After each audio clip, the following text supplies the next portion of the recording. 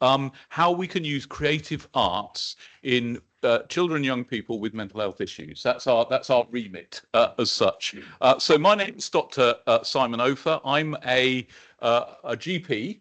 I still work as a GP a little bit. I'm also an MP for the last 9 months, so I'm quite new to this place. And I'm delighted to have some sort of co-chairs of the all-party parliamentary group for creative health on my left. So do you want to just introduce yourselves down this way? Yeah, so Sai Kamal, Shadow Health Minister in the Lords and the former Health Minister, very interested in creative health, particularly music and health. Anne Longfield, new to the House of Lords in February this year, also Executive Chair of the Centre for Young Lives, which I set up last year. Anne-Marie Rafferty. My claim to fame is that I'm a roommate of Baroness Longfield. It goes two ways. Yeah, and very, very much a newbie here, but a long-term supporter of the APPG. Sheila Hollins, I'm a crossbench peer. I've been here for a while. I don't share a room with you. I actually share a room with 8 men, would you believe? How's that for your mental health? Definitely. I used to be a psychiatrist. I'm going to be talking to you today about a charity that I set up, which relies on art to communicate. Okay, that's great.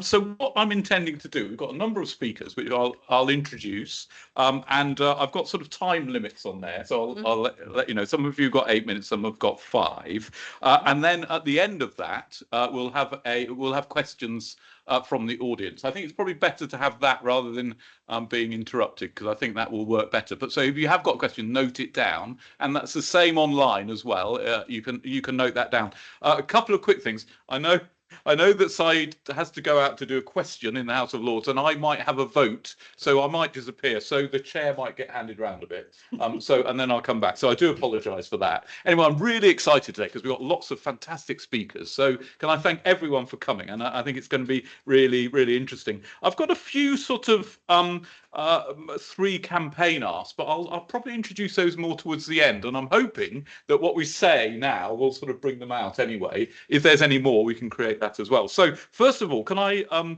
introduce Professor Daisy Fancourt, who many of you know. And you work at UCL, you're a professor at UCL. Perhaps you could introduce your other parts of you then. And you have 8 minutes as well, Daisy. So. Thank you very much. I'll try and use it wisely. Right. Yes, I'm a professor at UCL. I head the Social Biobehavioural Research Group, and I also direct the National Centre for Social Prescribing Data and Analysis.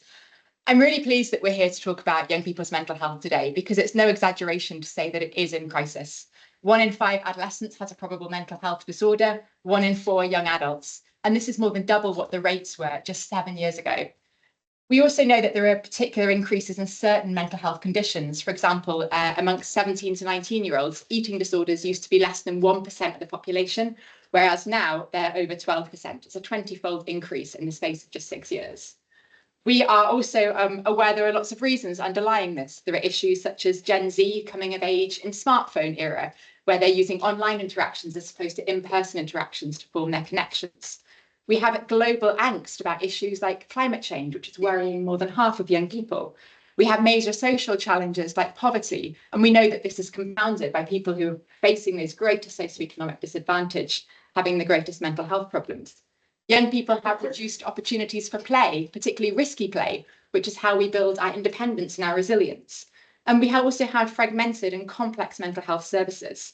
Around 1 million young people a year are referred to child and adolescent mental health services. We know that 40% of these never actually get any treatment. Their referrals just end up being closed without treatments. And that the waiting lists can last as long as 2 years, meaning that problems aren't picked up earlier, they're waiting until they're becoming full crises.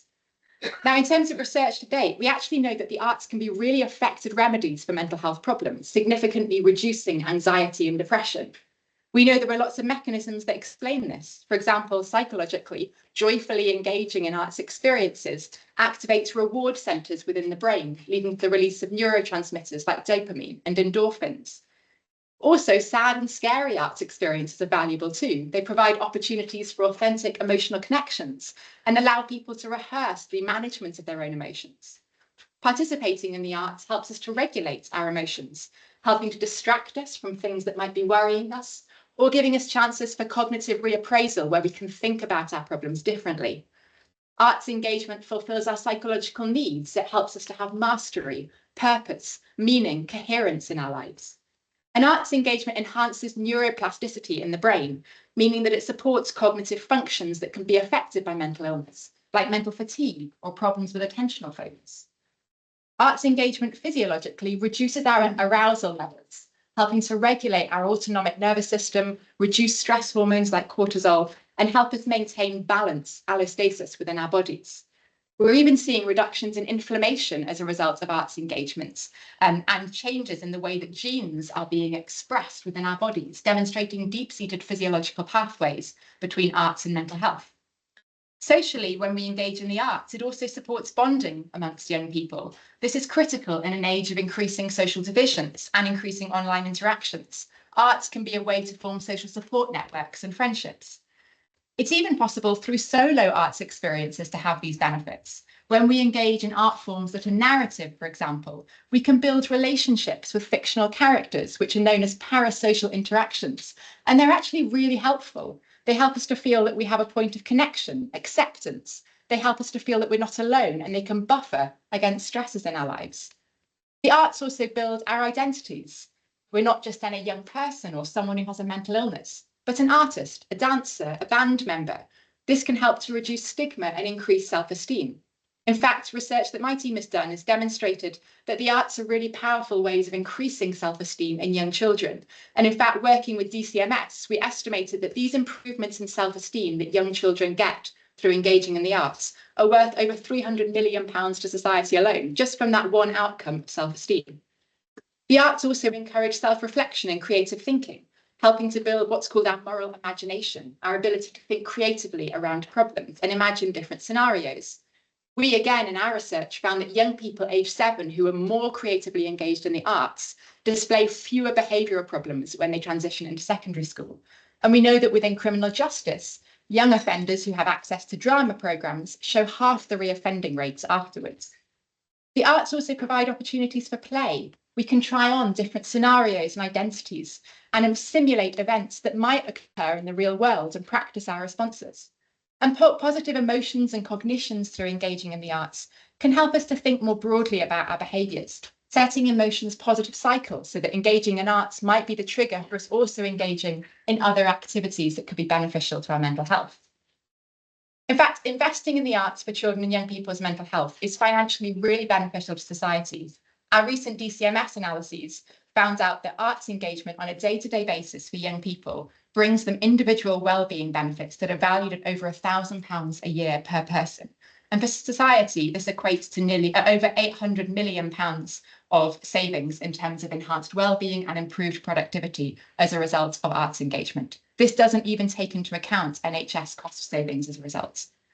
But we're actually doing things the opposite of that at the moment. Arts funding in schools has been consistently decreasing. It's now only £9 per pupil per year. In the last few years, 1 in 7 music teachers and 1 in 8 arts teachers at school have left the profession.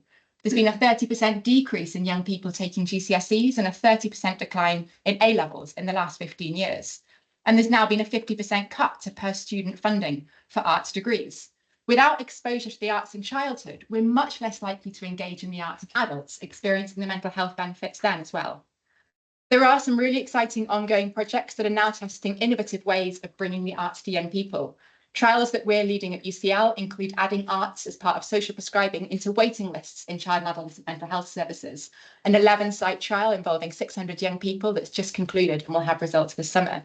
We're also looking at how arts can be provided as part of step-down care for mental health services, so young people have something after their psychological therapies to help them reintegrate into the community.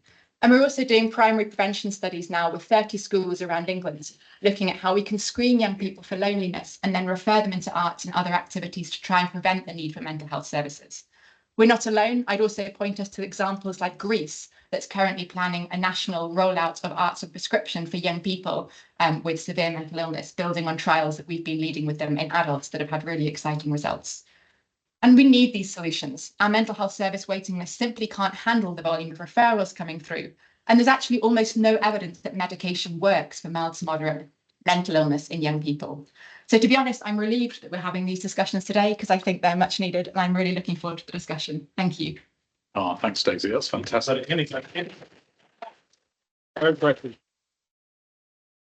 and Daisy once did a gig, didn't we, for the proms? Do you remember that? And my whole family said she was very good, like this. Anyway, so thank you, Daisy. That's fantastic. So next, I'm going to hastily go on to Chris Bailey, and if you could introduce yourself, Chris, and you've got 5 minutes, if that's okay. Yeah. My name is Christopher Bailey. I'm the Arts and Health Lead at the World Health Organization and a co-founding director of the Jameel Arts and Health Lab. I'm going to shift gears a little bit and just tell some very quick stories about some of the work in the field around the world and how it affects young people in extreme circumstances. The first story is work that we were doing with a children's theater company in Gaza. And what surprised me about this work is our feeling was that arts in a first responder circumstance is usually to be avoided because there are more pressing immediate needs. But here was an example of a theater company in Gaza in a first responder situation that was thriving and doing well. One particular moment really stayed with me, and that was a young woman who was asked the question, what do you want to what do you want in the world? What do you want to be? And she said, a year ago, I would have said an astronaut or a doctor. Today, I would like to have a glass of water. And it speaks to, I think, a core aspect of the power of arts in social connection, in healing. And that's a quote from Carl Jung, the Swiss psychologist, who said, loneliness is not the absence of people. Loneliness is the inability to express what matters to you most. And that's the gift we give to young people, to identify themselves, to individuate themselves, to connect to each other. That's the power. In Ukraine, similar examples. I was working with a group of young people who had been evacuated from Donetsk. And they were in Lviv at a community center, many of them experiencing extreme evidence of trauma, insomnia, dark circles under their eyes, disconnectedness, etc. For this particular event, Ukrainian music was being played, and the only instructions were match the speed and movement of the person next to you. And so they did, and sure enough, flocking behavior began to exhibit itself, where complex patterns and dance and choreography began to happen without any choreographer. It was a group intelligence that was taking place based on a few simple rules. And to see their faces, suddenly they were focused on each other. Suddenly they were laughing. Suddenly smiles were appearing on their face like flowers in the desert after a spring cloudburst. It was remarkable. And the effects of this lasted over time. We don't have time because I only have 5 minutes, but we could go into the neurology of why music and movement has this effect to reassociate from a dissociated state. The arc of dopamine to oxytocin, the activation of the parietal lobe. But I won't go into that because I don't have the time. Maybe afterwards, Chris. That sounds really interesting. So yeah, thanks for that. And that's it's interesting talking about it in very extreme circumstances, as in it offers a window to the benefits that we take for granted in normal circumstances. As Oliver Sacks said, the brain is such a complex, perfect mechanism that it's almost impossible to understand the mechanics of it until something goes wrong. Right. Yeah, that's good. That's a good quote. Thank you very much, and hopefully we'll come back with a discussion as well. So next we've got Baroness Anne Longfield, the Centre for Young Lives. Anne, over to you. Yeah, thank you so much. The last discussion I think I had was during COVID with on this subject with you all, and so really pleased to be here today. I think that there's two things that are my starting points, and Daisy, you've set that out fantastically. So, you know, that is our backdrop now. We have had the fastest plummeting deterioration of mental health over the last decade, especially rocket boosted by COVID, I think.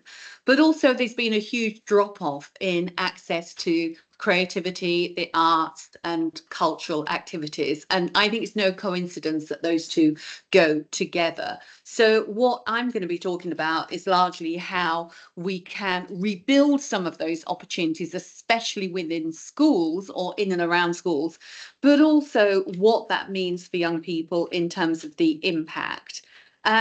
What I think that we can see now is that for a lot of children, access to the arts and creativity is actually behind a paywall. It's very dependent on family circumstance and the geographical circumstance as well. And whereas in past years, children may have had access to creativity as part of the curriculum in school, but also opportunities out of school, that is less and less the case. And there has been a real decrease in participation in extracurricular activities, down from 46% pre-pandemic to 37%. And those can often be an opportunity, not only a place for children to be able to meet with each other, play and enjoy the creative expression, but also to be able to really further their own interests. And I think that it's no coincidence at the same time in the UK, we're now seen as the least happy generation of teenagers across Europe. Imagine that as something that we have and have to look at the real reasons behind that. So harnessing the power and creativity in and around schools, I think, is part of the solution to really help children thrive. There's much discussion about resilience, about overprescription, about over-medicalisation in themselves around mental health. And what I would say is that I think all the evidence shows that actually those children are suffering with poor mental health are really suffering with poor mental health. However, we can do things to prevent children either falling into more acute mental health or indeed in the first place. And that, I think, is where we see opportunities in and around schools. So I've been really heartened by the social prescribing that I've seen around music, around play. Clearly, we notice it because it's unusual. I'd like to see that part and parcel of everyday life. We can see what is happening within the school. So many children who are falling through the gaps in education. We see attendance rates at their lowest for some time. And we also see that lack of belonging that children say they feel around school. All of those things very closely connected to lack of agency as well. Of their time in school really are all the things that having access to creativity speaks to. I'd just say within the curriculum, clearly we've got a curriculum review underway at the moment. 42% of schools say they no longer enter pupils for GCSE in music. 41% say they no longer enter pupils for GCSE in drama, and 84% of schools say they no longer enter pupils for GCSE in dance. Huge numbers that aren't putting these activities as a priority. We produced a publication with the Northern 8 universities a couple of months ago looking at creativity in and around schools, and we put forward a number of recommendations. The first one was around the benefits to having an arts premium fund that we could incorporate into the school system. Expanding arts and music education, including free musical singing lessons for all those children who wish to learn, because we know children who are less affluent and most likely to be in poverty are 3 times more likely 3 times less likely to get access to singing in a choir or playing in a band. Incorporating arts-based approaches and nurturing creative thinking within the day-to-day of the education approach in early years, and also as children move into primary and in secondary school. Increasing early years premium, directing those funds around foundational schools around creativity, opening schools in terms of those extracurricular activities, and having a cultural enrichment fund that would really start to put investment back into those places where children go to really focus on their creative talents.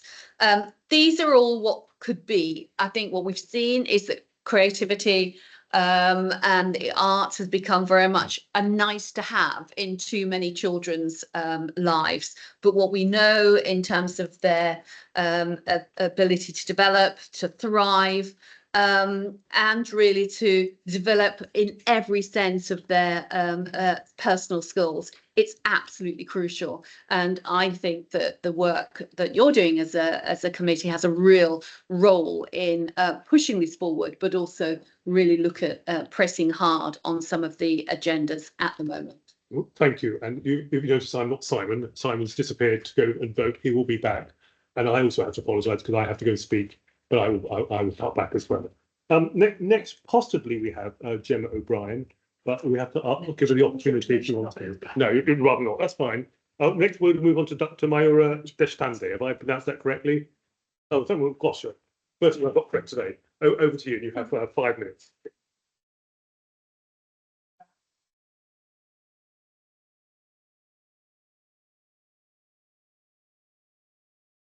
think I'm only going to say two things. One is that we know that creative endeavors work. They work to improve people's mental health and well-being. They have a preventative role. They have a role in treatment and management. And frankly, if anybody still has doubts, then the WHO evidence and tests should dispel any lingering questions. Now, as psychiatrists, we do many things. We do a number of things that we hope are evidence-based. We're always looking for more evidence for creative endeavors and other things that 20 years ago might not have had a place in mainstream medicine. Everything we do is biopsychosocial, and that's not just our formulation of the young person's needs or difficulties, but also our interventions that we will prescribe and provide. Now, I'm going to share my personal experience from the other end of the spectrum, perhaps. So although I'm an adult forensic psychiatrist, at the start of my career as a consultant, I set up and worked in a medium secure service for adolescents. I managed that service for 10 years. Now, we were a national service. We were very well resourced at the time, and we provided a whole range of interventions and treatments. But what we took most pride in was our creative health offer. We provided a whole range of it. I can't think of a single thing we didn't provide over time. And my experience and my sort of memory of those very happy years is that every single young person, and these were young people who suffered from severe mental illnesses and had been convicted of the gravest of offences. But every single young person that I looked after who was in my care responded at one time or another to our offer of creative health endeavours, essentially. So we provided a whole range. We offered gardening and cooking and more traditional arts and crafts, including painting. We had book clubs, we had writing clubs, we had leather work and woodwork, and lots of other things. We had drama therapy, drama clubs, actually, and we had film appreciation club. And we were lucky enough to be able to mix and match the offer depending on what young people in the building at the time needed from us. As I say, every single young person, even those who didn't want to be there, distrusted us, didn't believe perhaps that they needed help, and really wanted to be anywhere else but in that building. Every single young person at one time or another responded to the creative health offer. And this was often our way in. So young people who didn't trust me as the psychiatrist, the person in charge, who made decisions that they didn't agree with, I was still able to find common ground with them over these sorts of endeavours. And for a while, I looked after a group of young men who had all perhaps come to us through the custodial establishment route. And their street cred, forgive the language, depended entirely on them being perceived as our young men. But even those young men responded to these offers. I'm just going to bring that a bit nearer. Thank you. And at various times of young people's sort of trajectory in the unit and afterwards, I'm afraid we would have to make decisions that they disagreed with, that they didn't like. but we found common ground, and often the common ground is these sort of these creative endeavors or these creative offerings. And I think this is incredibly important. The evidence base is there. We shouldn't really be questioning it anymore. And my experience personally has been, as I say, at the severe mental illness end of the spectrum. But clearly, as we've heard already, there is a big and increasing role for these sorts of offerings across all of the child and adolescent mental health spectrum and beyond. And just to say, I know we're here talking about children and young people, but this is just as important for adults. I'm back to working with adults now, and I couldn't overstate the importance of this sort of thing being available even after one turns 18. Thank you very much.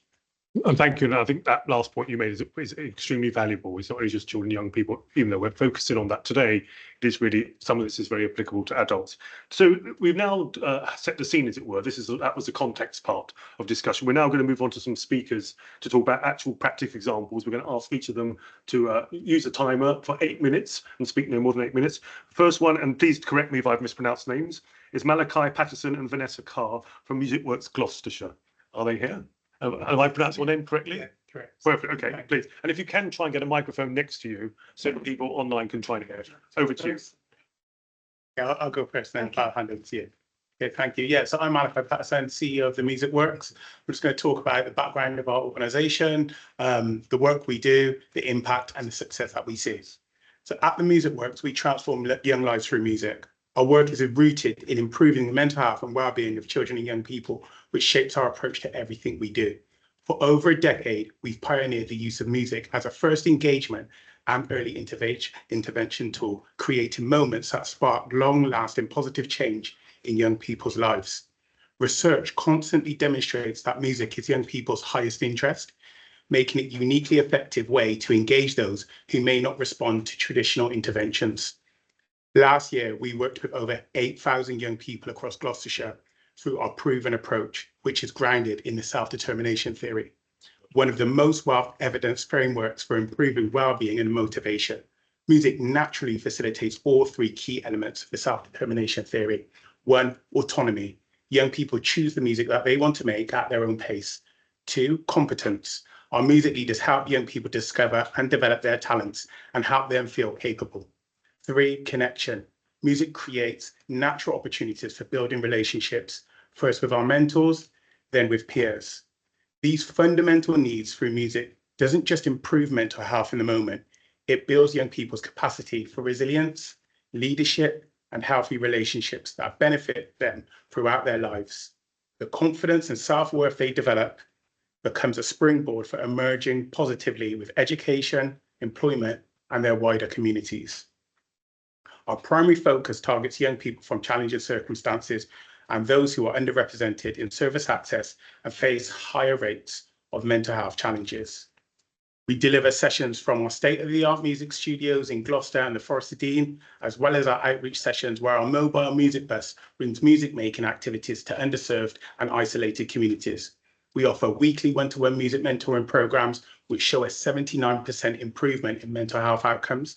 We deliver open access and group drop-in sessions that help young people build relationships and connections through music making. We facilitate studio recording sessions for young people to develop technical and creative skills, including career development opportunities, supporting emerging artists and creatives with music industry opportunities.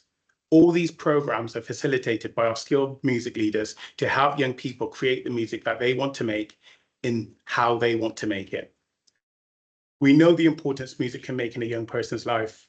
We've seen young people who haven't spoken to a professional in months open up through music that they've created.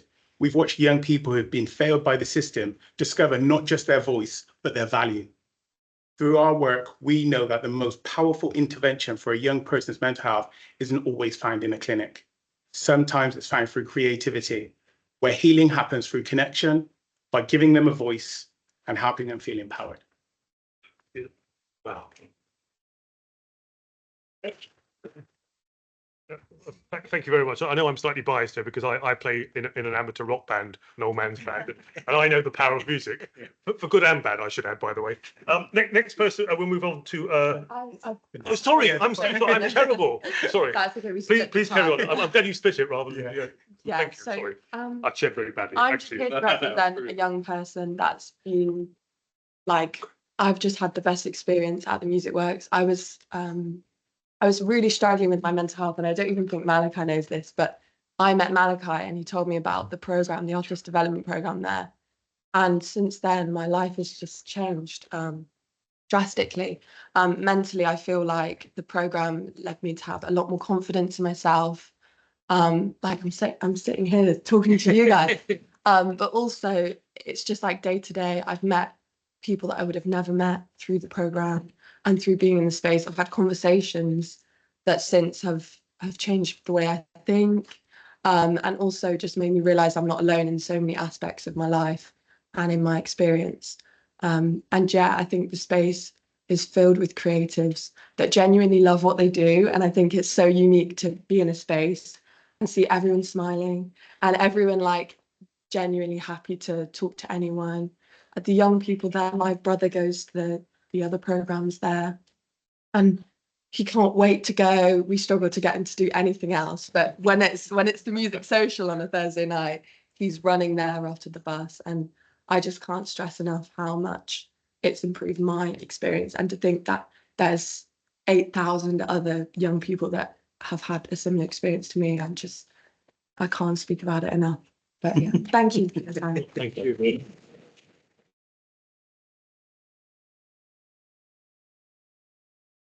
Really good. That's fantastic. And sorry about having to nip out. I might have to go in about just over an hour, but we'll make through it. But it's fantastic to get your testimony as well. That's really, really powerful. So thank you for that. So are we now going? Sorry, just for Rod. Yeah, Rod.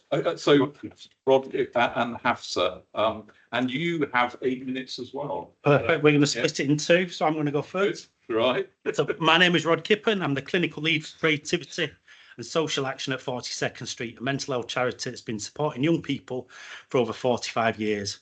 Each year we work with 5,000 young people aged 12 to 25, offering a range of support from one-to-one sessions to group work to creative opportunities.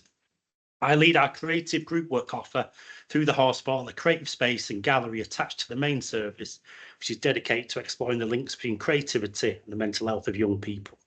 We do this through offering a range of open access creative offers to young people, from weekly drop-ins to individual or group support. Sessions are supported by our creative mental health practitioners or by linking young people with an artist who will work with the young person to explore what they would like to use the creative process for. Through this open way of working, we have seen the huge array of ways creativity offers a very personal way to directly support the mental health of young people. Spotting their journey in the realisation and creation of work has been transformational for many. The process offers the ability to process difficult experiences, tell our stories, convey experiences, thoughts and ideas, as a tool to reach out to others to support their healing or to change services. It has a crucial role when words are unable to convey experience and feeling. It offers a space where the young people has control, can direct the support they need through the process. We also offer training for health and social care staff to understand the impact of the methods of using creativity in their settings. My journey to this role wasn't straightforward. It's taken me a long time to get here. I left art college less confident when I started. I worked in care roles, supporting people with learning disabilities, mental health challenges, young people in the youth justice system, care leavers, children's rights, and youth campaigners. In every role, I saw the ability of creativity to support, to heal, and to empower and to realise young people's futures defined by themselves. For young people, creativity is often second nature. It's how they learned about the world, through play, through exploring colours, drawing, painting, at the same time as they were developing speech and the written word. Somewhere along the way, we can lose touch with this intrinsic part of ourselves. Our education system narrows creativity into something to be graded rather than something to be lived. Over the past 6 years, I've worked alongside young people to create a space that's open, curious, accessible, and links art and creativity to its core ability to connect and validate. The space where you can explore what you need from the creative process. This process is rooted in art therapy, where you're drawn to the materials you need to heal. Creativity is a great conduit for conversation, for sharing power with young people and understanding each other. The creative act gives us agency and freedom, something that can feel lost when struggling with our mental health or navigating services. The act of creating externalizes our inner worlds. It allows us to understand it, shape it, change it. The ability to then share the work is a powerful validation of the self and a huge benefit for society as a whole, as it crosses cultures, time and space. Unlike medication, which can often focus on reducing symptoms, creativity offers something more. It reduces symptoms, but also helps us feel, process, find meaning and purpose in life. Where one-to-one is about what you did or didn't do, say or think, and what you could do, say or think, creativity is the action of doing, thinking, communicating, reflecting, and adapting through action, and in groups with others even more so. Creativity is always available, as one of our young people told us. My sketchbook is there at 3 a.m. when I can't sleep, when there are no services, no friends and no family. I can open up my sketchbook, I can let it out, I can close it, I can go to sleep. At its core, creativity is about choice and combination, choosing colours, words, sound and putting them together in new ways. It helps us solve problems, imagine new futures and make sense of our past.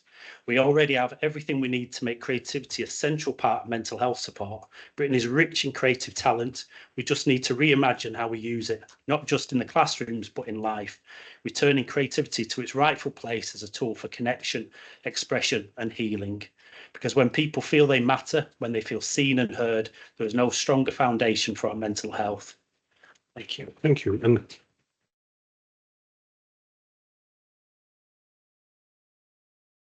My name is Hafsa, and I am a young artist. I'm also an artist at the Horsefall and a former CAMHS patient. My time in CAMHS was uniquely defined by my counsellor's approach, in which he incorporated creativity into my treatment in a way that isn't standard at all. He took a look at me as an individual and he decided that the best approach for me to be able to get the most out of CAMHS would be to combine CAMHS talking therapy with a more creative aspect. What that ended up looking like was anytime that there was a difficult topic or difficult subject matter, I would be sent away to make a piece of art about it, which would then help me discuss it better. The reason I think this is because vocabulary has an access barrier. There's a need for specific words and to be able to articulate yourself, especially when it's something as abstract as mental illness and feelings. I feel like while expressing it with vocabulary has an access barrier, expressing it with imagery is almost universal. The only way I was able to get through CAMHS talking therapies was because it was combined with the art aspect of it. I saw this amplified when I started going to the Horsefall, which is part of 42nd Street. The Horsefall falls uniquely between a health service and an art service, and this was a perfect approach for me. I'm not saying this just because I am an artist. I truly do not think that there is a type of person that is good at art and that should do art. I believe that it should be a practice done by everyone regardless of skill level, and I believe that it can be beneficial to anyone regardless of skill level. When I came to the Horsefall, it was almost sort of like my CAMHS experience should have been identical to what was going on at the Horsefall. What was done there was so beneficial to me as a person and to the other people that I talked to that I couldn't understand why it wasn't being done everywhere else.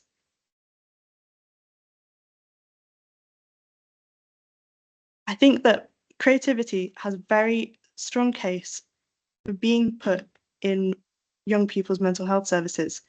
I'm direct proof that the incorporation of creativity into mental health spaces can help people get through it. I think the difficulty of getting through them isn't spoken about very much, but oftentimes CAMHS worsens mental issues. No one wants to admit it, but it is true. And I think a lot of the talking contributes to that. I remember at my peak of illness, I was speaking to several new people a week, complete strangers, usually over the phone, that I've had to recount my traumas and worst moments to. This isn't good for anyone. But I know that so many other people that I've spoken to that have had negative experiences in the CAM system could have been helped with the approach that my counsellor took with me.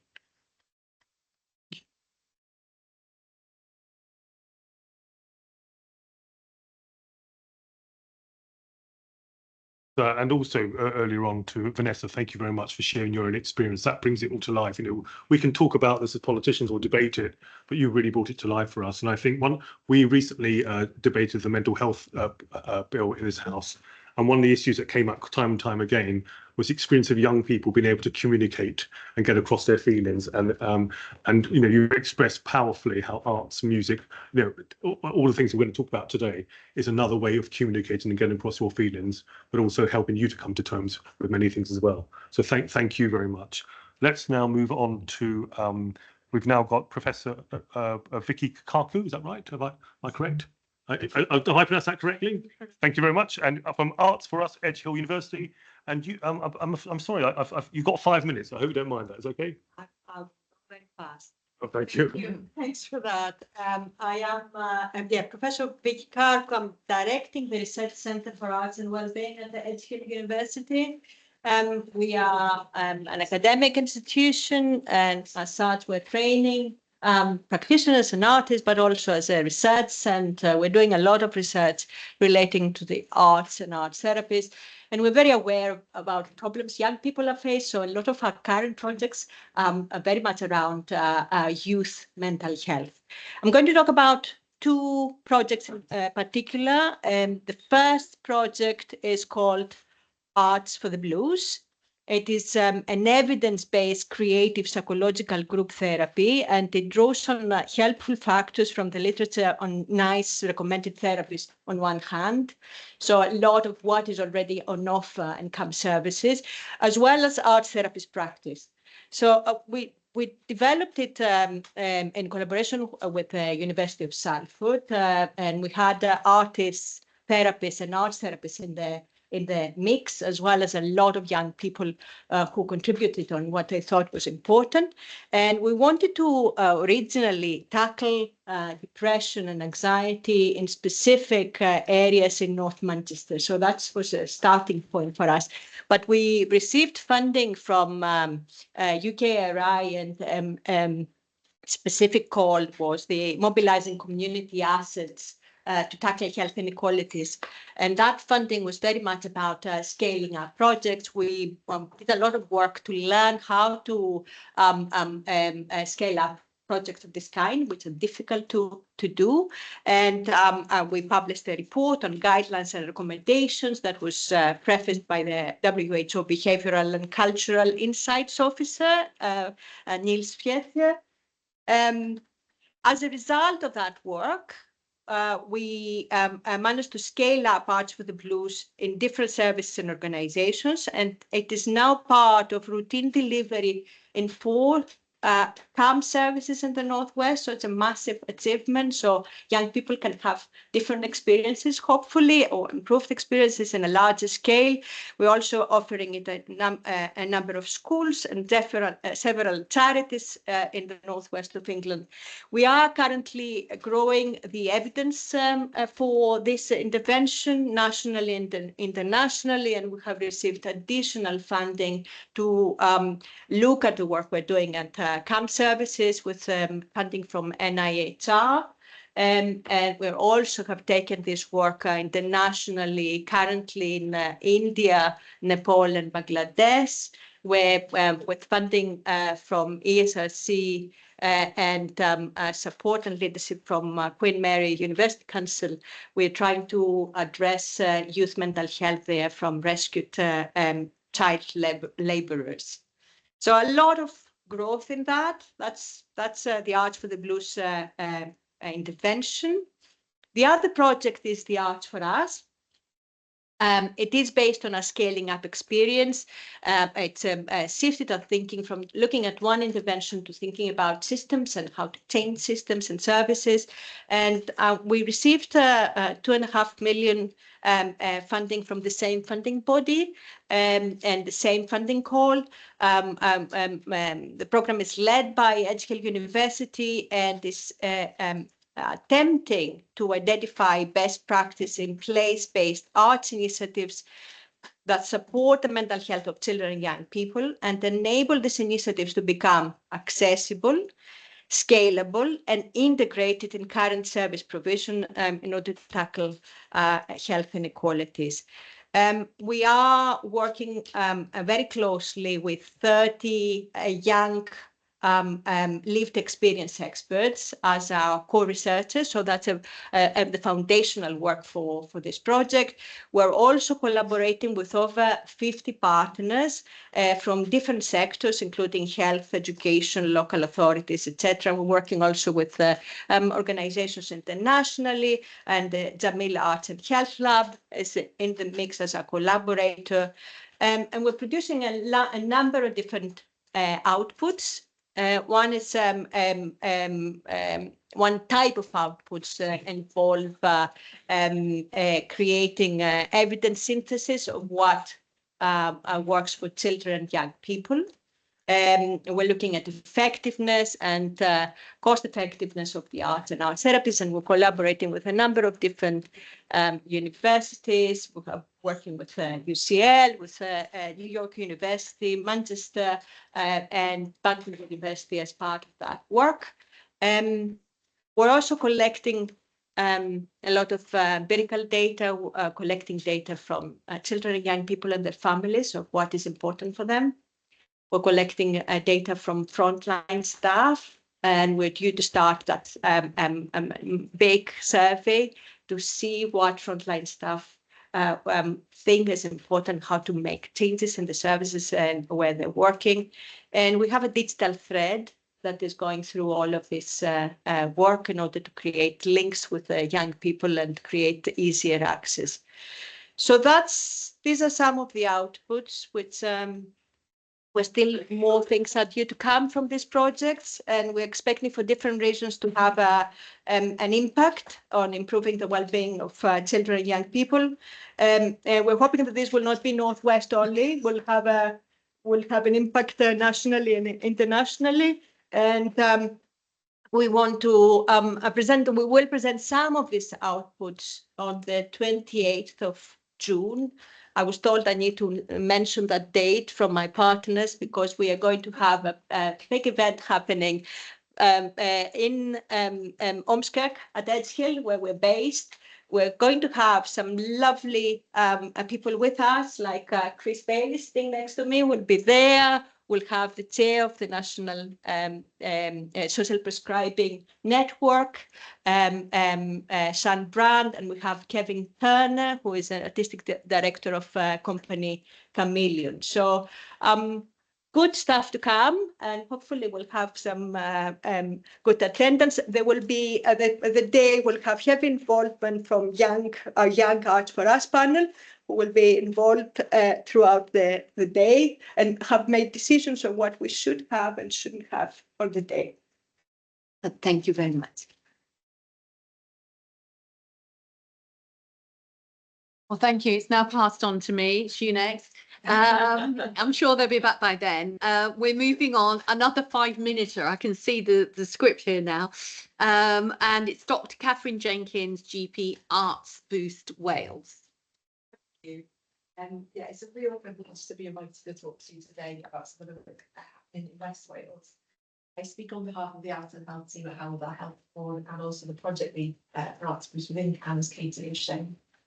I also speak for a number of arts partners that are involved in the project, and most importantly, the children and young people who participate in the Arts Boost. So Arts Boost was set up in 2022 to improve mental health and reduce feelings of distress through arts engagement, children and young people who are known to specialist CAMS. The project was part of the National Arts and Minds programme to support health boards across Wales to improve mental health through arts engagement. The project was funded by the Varian Foundation and the Arts Council of Wales. So currently 1 in 5 children in Wales are living in poverty, and in West Wales we will see a rise in referrals to specialist CAMS of about 30% post-pandemic.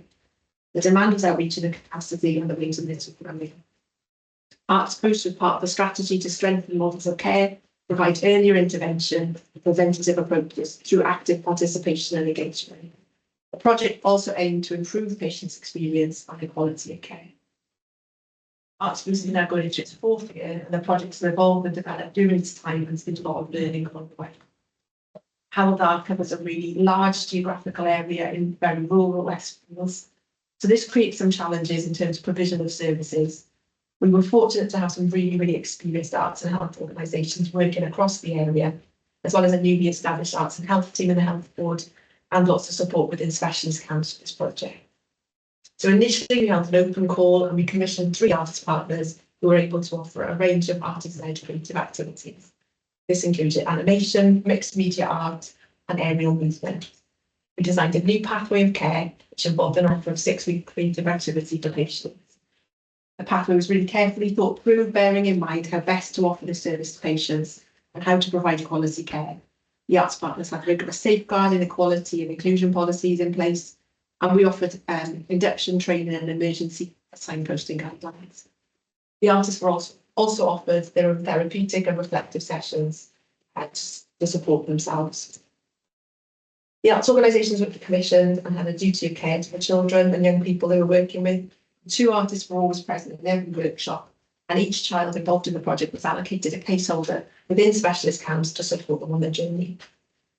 Each year, Arts Boost has been evaluated by a research team based within the health board, and they've applied a mixed method approach, looking at patient stories, interviews, artist feedback reports, as well as some problems, prems, outcome rating and wellbeing scores. So really early on, themes emerged around increased confidence, self-expression, and provision of a relaxing and calming environment. There was evidence for improved mood after the sessions and improvement in wellbeing scores after completion of the programme, and these themes have continued throughout. In year 2, as we were moving out of the pandemic, we shifted from online to fully face-to-face delivery, and this was the preferred method for children and young people. In later evaluations, we also saw themes around developing friendships and reduced social isolation. It's really hard to sum up all the impact of this project and all the learning. But in short, it's been a really successful intervention that's been now embedded as part of the care that patients have offered through camps. The narrative has actually shifted. The project was initially seen as a waiting list initiative, but as waiting lists have dropped, it's now become an equal offer in terms of the treatment and not just an add-on. So it's part of the offer that we give to young people, and it's about getting the right support at the right time in the right place for the right people. And it's a really new and different opportunity, and we can say to patients, this is something that we think will really help. The project's shifting care into the community and adopting a more proactive and preventative approach, and it gives opportunities for transformation to change the narrative for young people who are struggling with their mental health at a really crucial time. We're hoping to expand the programme further, for example, through schools in reach services, and young people told us how much they really enjoyed the sessions. They felt relaxed and happy. They also felt they were able to express themselves. The activities were something to look forward to, and participants were able to feel included, understood and supported. We recognise it's really important to have systems in place for what's next. So when children and young people complete the project, they can have opportunities to continue their journey. Some of the participants have gone on to volunteer and continue with community arts outside the project. So our experience has shown that this is a really practical and beneficial way of offering support. We would love more young people to be involved, and so we're looking at how we can best offer this service to identify barriers to engagement. As part of that, we feel we need to create better visibility and understanding of the project. Proactive commissioning offers a really valuable opportunity to embed these activities as a routine element of service delivery. This fosters shared learning and cross-sector collaboration, it raises awareness, and it encourages broader participation, which ultimately drives meaningful and measurable outcomes for individuals and community. Thank you.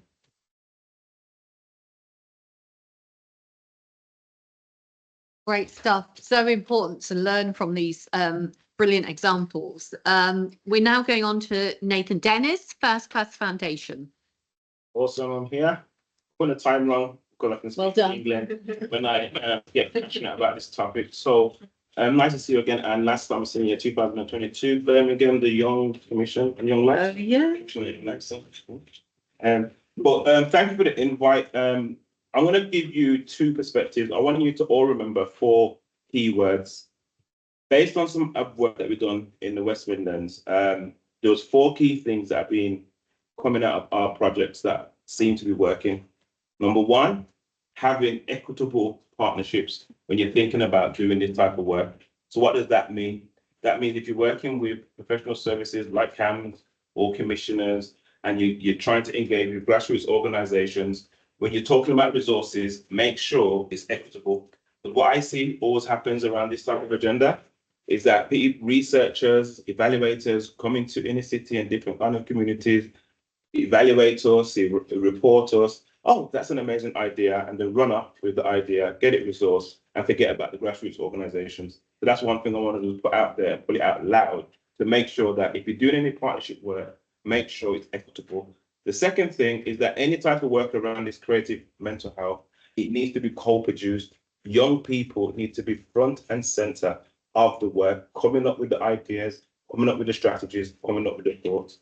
The third thing that we found, and this is through independently evaluated program, was the power of having relatable role models as part of the delivery team, facilitating the work, engaging with the young people, being able to connect with them.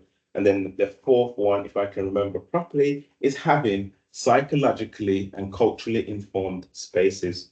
So one of the things we found when we was doing our projects and programs is that we had to kind of use and create like barbershop environments. We had to use living rooms, home from homes, to kind of be able to authentically engage the young people. Because the harsh reality is the young people are not interested in coming to your GP surgeries, don't relate to you, don't understand you. They're not interested in coming to CAMS because the CAMS has felt very clinical and very kind of cold. And what we found is that when we was independently evaluated, this is one of our projects over a 3-year period done by the Centre for Mental Health. We found that these were some of the key things that was making the project very successful. 2 minutes and 30 seconds left. Wow, this time goes by. So how did I get into this work? Quick story. I remember sitting in a family home where a young black man had just committed suicide, and I was in complete shock 12 years ago when this room was packed, the living room packed with about 60 to 70 relatives crying over this young man who had left a suicide note and says that I couldn't cope no more. And it actually messed me up as a practitioner. I couldn't understand, like, how could this house be so full of so much love, so much energy, but this young man made that sad decision to take his life. And then long story short, took some time out, was by myself, and I ended up creating a project. And this thought came to me while in silence develop a project called the Silent Screams Project. Start to engage with men on the silent screams, the things that they don't talk about. And that then rolled out into us being commissioned by National Mind to do some work specifically with young black boys within the Birmingham area. Fast forwarding to November 2023, and I want to just give you a live case study of what I think creative arts can do. Our charity receives a phone call. One of our young people known to our service has been shot in his head by his best friend. We end up as a team. We go to the Queen Elizabeth Hospital in Birmingham. Long story short, over 3 days, they're trying to hope that his life can be held on. And I remember with our team of about 6, seeing at least 50 young people, once they switched off his life support machine, collapsing at the hospital, like the weight of the trauma. And months and time went on, and we said to ourselves, how can we engage with these young people? Because they just all became insular, they didn't want to talk. And the one thing that actually helped them to talk, the 2 things, was doing a music project and helping them to create a short film to tell their story called Our Life, Our Story. The film's actually now branded We Are Victims Too. And I just want to encourage this panel, this room, that creative arts is not just a good tick box thing to do. It is a life source for some of these young people. But one of my fears, I'm just going to keep it real in this room, is that sometimes the inequality that exists within the UK, especially around mental health, is that the big players are constantly getting the resources and it's not being equitably shared. And what my problem, I feel, is that this new thing where everyone's having this epiphany moment that creative arts makes a difference. Grassroots organizations could have told you that 20 years ago. But now what's going to happen, you're going to put some academic research on it and then it's going to be branded in a nice report. And it's like, oh, it works. What I just want from this, especially from politicians, commissioners, is to put some respect on grassroots community organizations, those charities that are working in the highways and byways that sometimes don't get a look in, that could have told you this stuff works ages ago. That's me. God bless.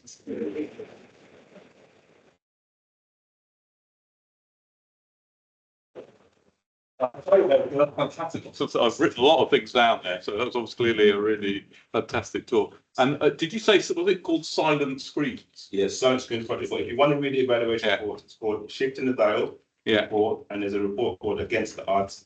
Right. It's like rigorously scientifically evaluated results. So right. If you want to read that stuff, you can read it today. Yeah, no, it's just it just spurred on to another thing because I'm working in Parliament, which is male mental health. Actually, it's not young people specifically, but obviously all mental health, as someone said recently, all mental health starts when you're a kid, actually. So it's all about, it's all about the whole of life in that way. So thank you very much, Nathan. Can I just apologise? Look, I keep saying to them, I've got some proper work I'm doing here, and I've got to go and vote in this place up there. So we might have one more vote, and that's the way this thing is. So I do apologise for that. So next we've got Alexandra from the Southback Centre. So yeah, take it away, Alexandra. You get 5 minutes as well. So.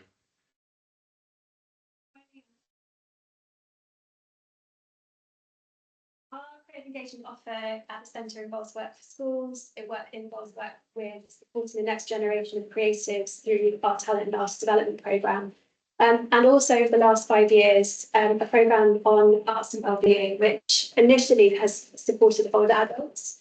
We made a really good decision last year to pivot our entire arts and wellbeing programme to support young people's mental health through dedicated projects and initiatives specifically for young people aged 11 to 25, and initially in South London.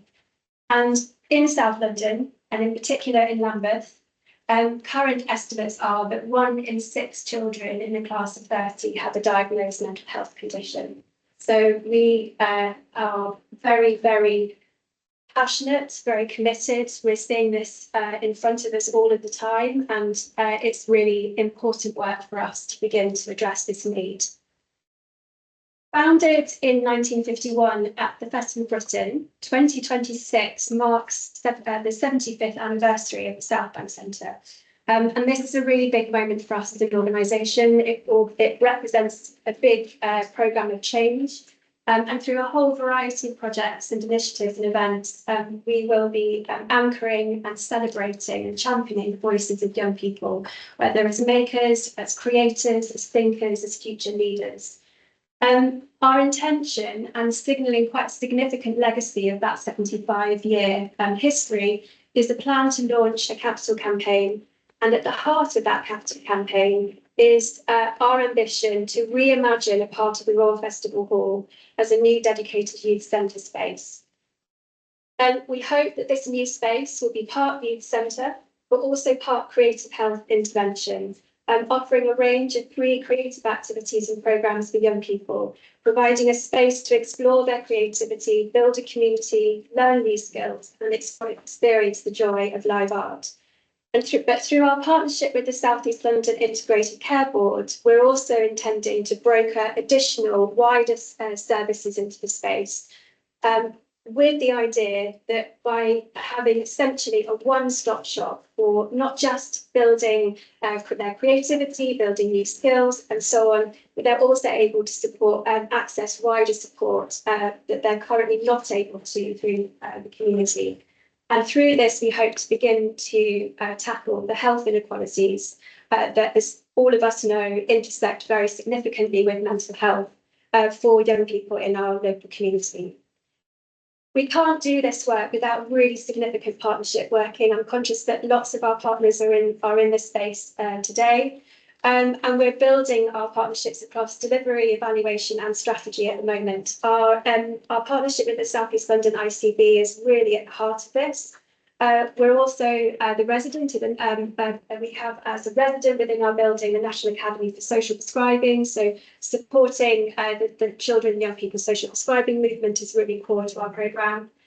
Echoing Nathan's words, co-designing, co-curating with young people is really, really essential, and we're embarking on that work now with a fantastic organisation called Black Thrive, ensuring that Youth Voice shapes our programmes from the very beginning.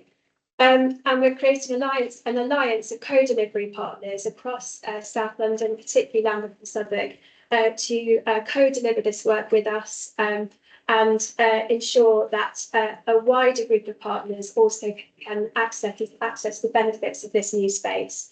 And we're establishing critical university partnerships as well to ensure we have that robust evaluation and evidence of the impact of our programme. So we're right at the beginning of this journey, and like many of the case studies talked about today, we're building those critical foundation blocks, which we hope will set us up for success. Our intention over the next 2 years is to co-design those programmes with young people, pilot them, the young people to review those pilots so that we can refine them further, and then begin to scale our projects in readiness for when our new physical space is available to us. And our 3 objectives with this new programme is the first of which is fundamentally a core youth arts and wellbeing programme, which is about prevention and early intervention. Young people will come to us through a variety of referral routes, including as self-referrals, but also through GPs, social prescribers, youth workers, social workers in schools, crucially before any CAMS involvement in their lives. We will lean into our expertise as a multi-form arts centre, delivering music, performance and poetry, dance and visual arts programmes. Our second objective is to acknowledge the very significant need around waiting lists in South London, and we hope through some active fundraising work that we're doing at the moment, very much in partnership with the ICB, with South London and Maudsley Hospital, King's College, Raw Material and Breathe, to create a dedicated intervention programme to support children and young people currently on waiting lists for CAMS.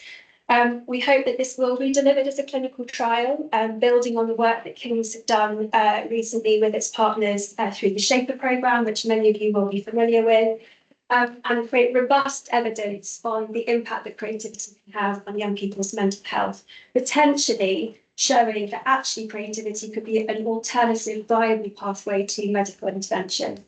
And our last objective is to link the young people on our arts and wellbeing programme through into our existing talent artist development programme. Young people might come to us on a creative health referral, discover a passion and a talent, and we will have a pathway that they can come through with us to get serious about their art and develop their skills. Like I said, we're at the beginning, we're building our foundations. The young people we're about to work with on our youth advisory boards might rip it all up and make us start again. But we very much hope to get underway with this work very seriously next year and build up to our new space and then start to scale our work. Thank you.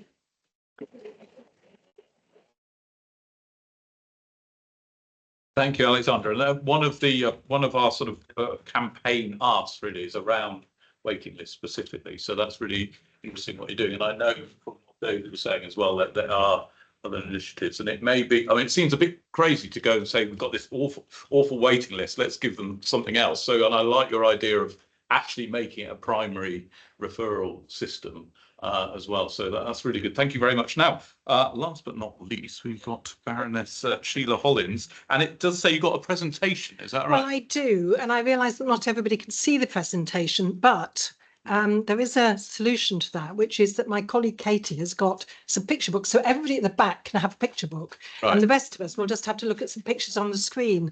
And the reason for the presentation is because, like Hafsa said, what you said, vocabulary is an access barrier where pictures are universal. And this charity, Beyond Words, is a visual arts charity. Okay, and it's based on the idea that a picture tells 1,000 words, and I really believe that. And so there are some pictures, and you're going to whisk through as I. It's being done remotely, so I just say next slide, and next slide will happen magically. I'm going to explain how it happened.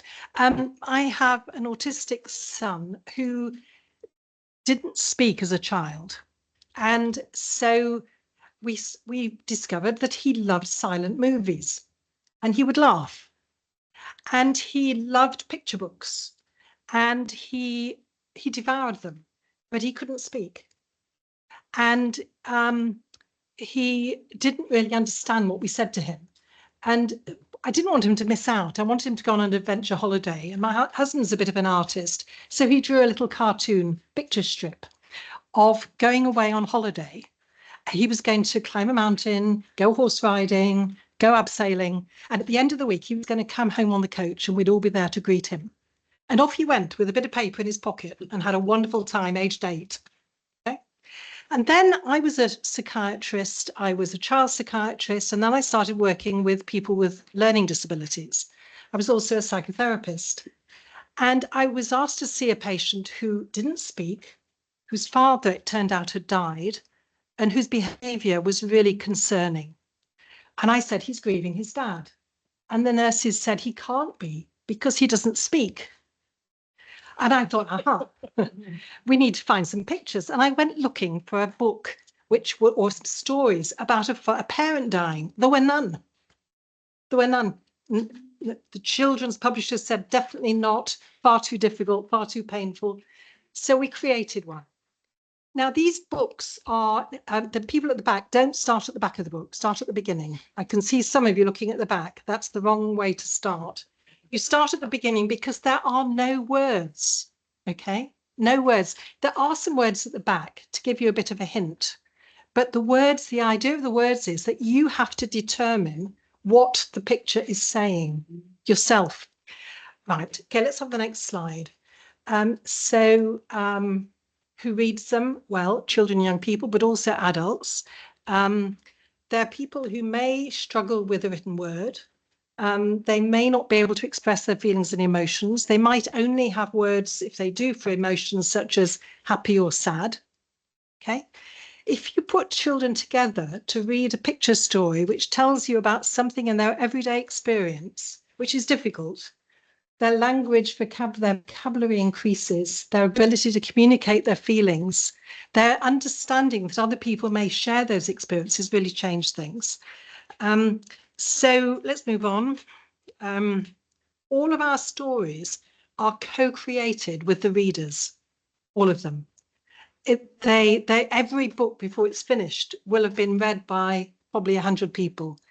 Fed back, the artist changing it until we're sure that the feelings that are shared are actually working and understood.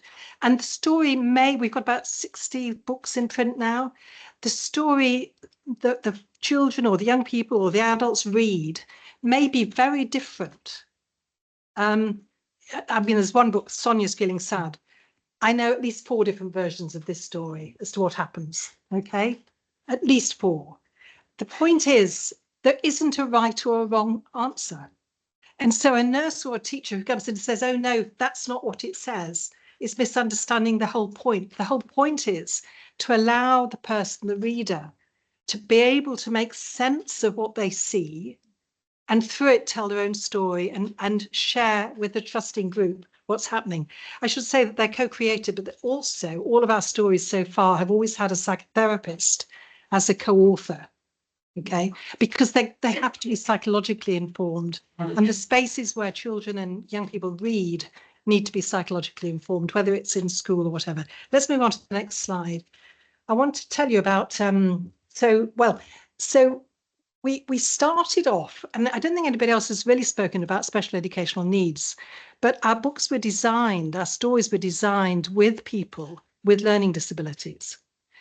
But then we discovered that they actually work in primary schools as well. And it's a teacher I think might be on the call today, I'm not sure, Marie Grant, who started something called feelings groups. And what she did was she had a lot of bereaved children in the primary school. And so they brought them together in a group to share our stories about bereavement. But then realized that actually they would work with children with other difficult life events. So children who've been abused, children who were in care, children whose father was in prison, whatever it might be. And they started being able to share their stories safely in a group. At the beginning of the project, they had the lowest SAT scores. This is in South Yorkshire, the lowest SAT scores in the country. At the end of a year of doing feelings groups once a week, they were above the national average. No extra tuition, nothing, just connection through art. Okay. So some of the children write down what they think's happening. The children who can, it varies according to the ability. Let's move on. Next slide. Yep, and the next slide. I mean, the pictures basically show you something of the way in which you can encourage the creativity, the curiosity of the child by asking, who do you think that is? I wonder what they're doing. How do you think they're feeling? Do you see gradually prompting a response? This quote on the slide says, we read these books and Miss Grant gave us one to take home. She gave us these to share our feelings and to see how other people feel as well. These were children, these were young people who were leaving primary school to go to secondary school, and they wanted to take something to remember what they had done together at school, because they knew that opportunity wouldn't be there for them in the secondary school. The next slide. The next slide, yes. We've actually done some quite difficult stories, which you might be interested in for the World Health Organization, because we've done a refugee story, and we've done When the War Came, a story about Ukraine, which was done by a Polish artist who worked with us to do it. Denison. Yes, indeed. We cover all sorts of topics: abuse, trauma, bereavement, a whole range of things. We don't avoid the difficult subjects, because how else is a child or a young person to be able to find the opportunity to explain and to explore what has really happened? Children are much braver than we think they are. Move on, the next slide. And I think we're just about there.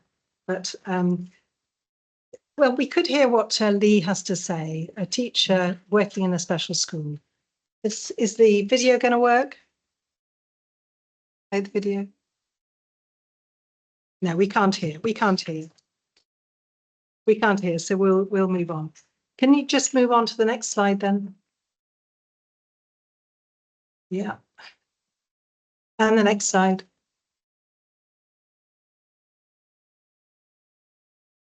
Okay. Okay. Keep going. The next slide. And the next slide.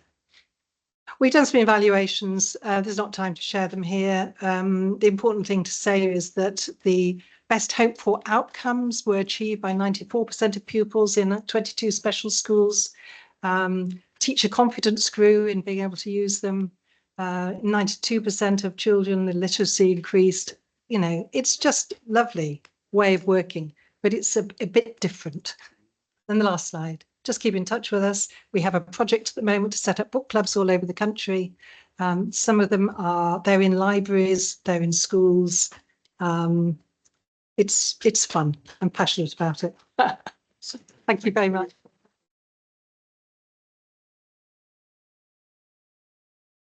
If you like a book, there's some.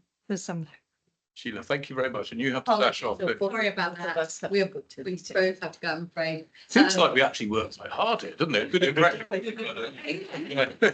Thank you for coming. Take care. Yeah, well, you're going to miss the best bit now. This is when you guys get involved, and people online as well.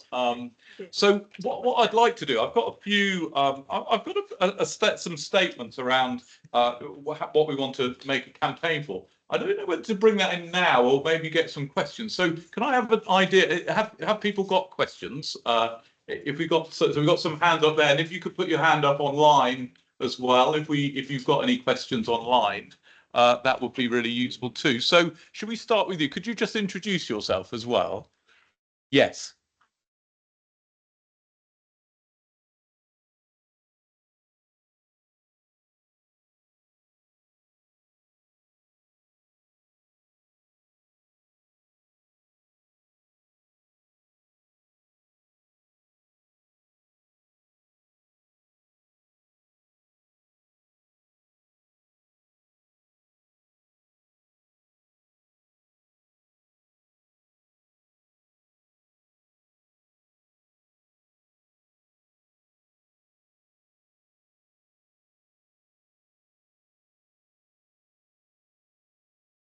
Okay, that's a good question. Is there any takers there?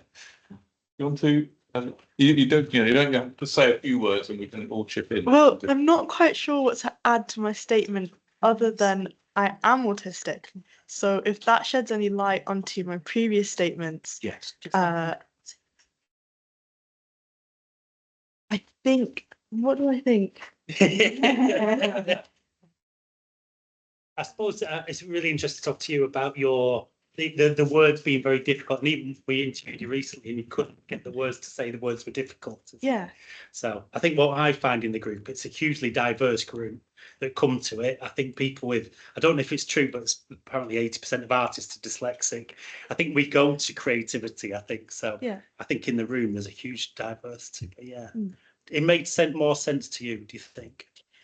Well, I can't speak on any facts about links between creativity and neurodivergence, but it seems to be a common, they seem to get along very well in my experience.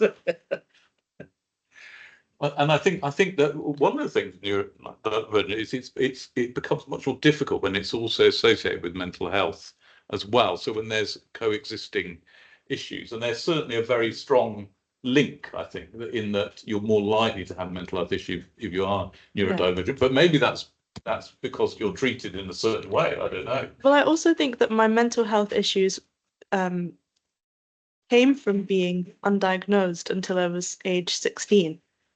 And I think if I was diagnosed earlier, I probably wouldn't have struggled with depression at all.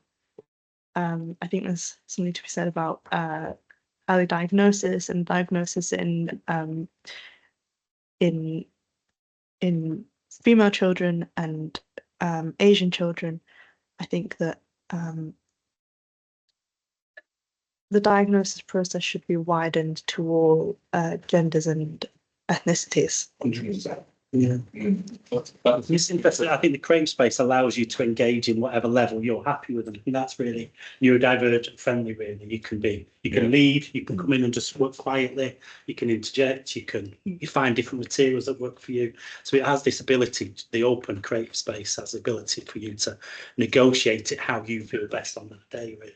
Yeah. It goes back to that active ingredients that Daisy was looking into in terms of you get what you need from the process. So. Yeah, Daisy, do you want to comment? I really welcome your comments because I think it also raises a really important point about mental health service design, which is at the moment, because there are more young people who are going forward for diagnoses, they can still be on extremely long waiting lists.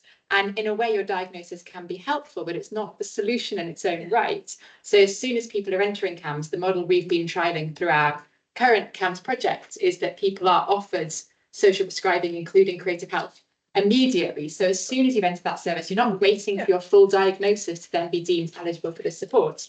And crucially, the young people aren't just being signposted. They're receiving up to 6 sessions with a link worker, which are really goals and strengths-based, saying to the young person, where do you want to get to? What is the goal that you have? And then how can we think about activities that will help to get to that space? And I think that's really important because that's not what CAMHS is currently able to do, but it's exactly what creative health could be doing. And it sounds like that's actually what you did for yourself through the involvement in those creative arts activities. Sorry, and then you, sorry.